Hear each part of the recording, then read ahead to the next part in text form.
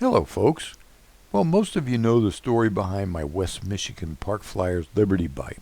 Jason Ubriggs sent that to me right after the fire. It was a kind gesture for sure. Well, I recently flew it under the electric, as you can see here.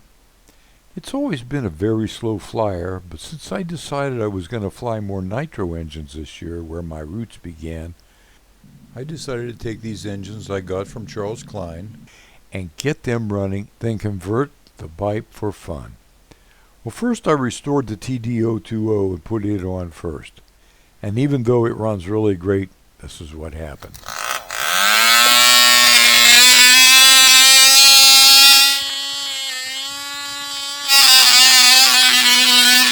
Here we go.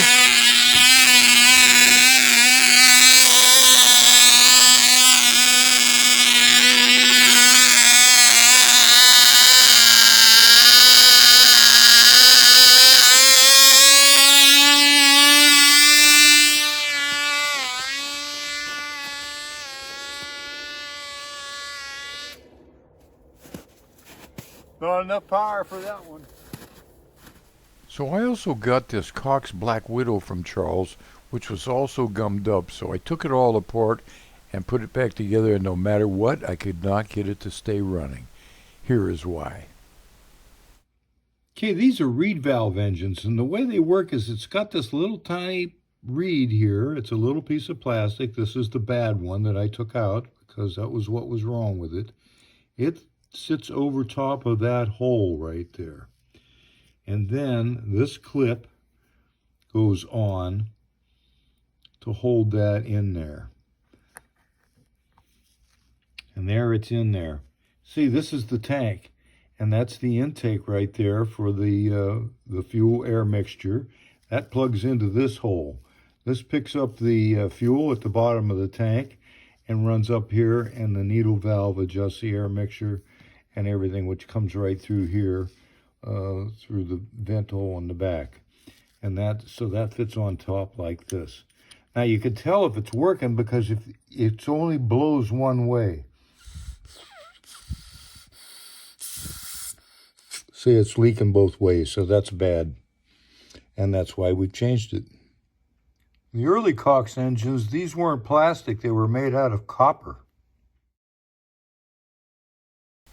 Okay, I've removed that 020TD, and I've slapped on this 049 Black Widow.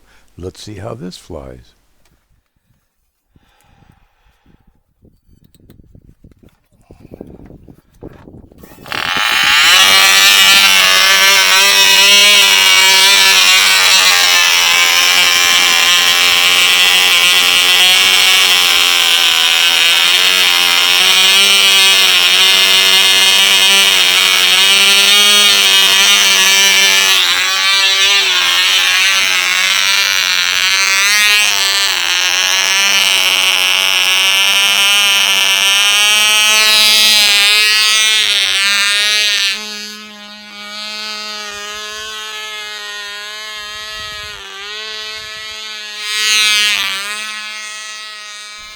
Well, I had to take off this way because this is where the wind was coming from.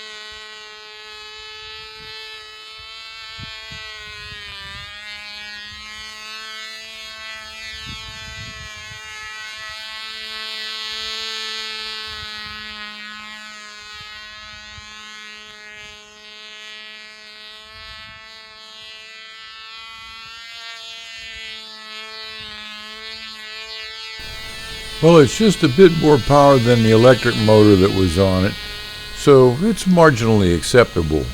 Maybe I should put an '09 on it.